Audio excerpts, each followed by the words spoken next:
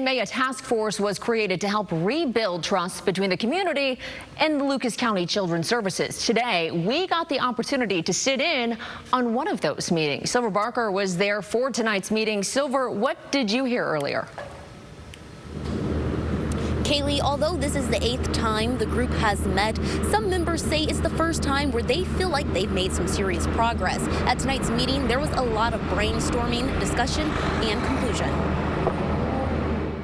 We are going to do a final review of our 8 priority areas. 27 members of the Lucas County Children's Services Task Force focused on the same goals. Increasing community transparency and trust.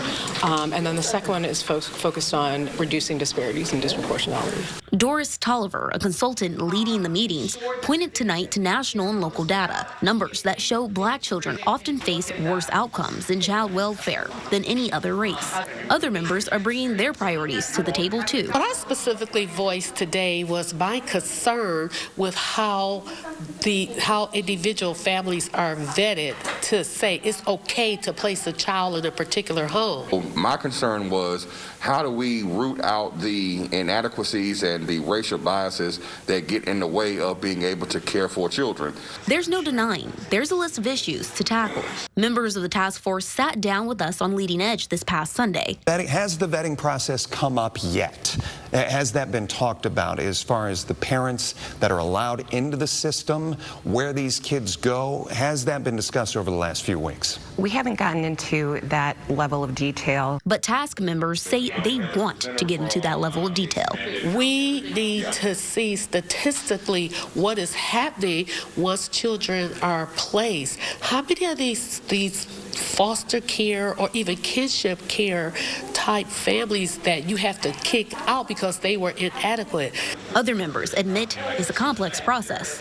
No matter how well you are trained, you are always going to have a percentage of people that make the wrong decision in the end. But it doesn't matter how quickly it's done, it matters how it gets done. It takes a long time to build that airplane before you can fly it. And right now, we're refurbishing that airplane. Now, the next task force meeting is the 24th. They say they will continue to discuss these priorities that they talked about in today's meeting. Now, some say they will also even bring up the vetting process, as they do want to make that clear and think that's important to talk about in these meetings.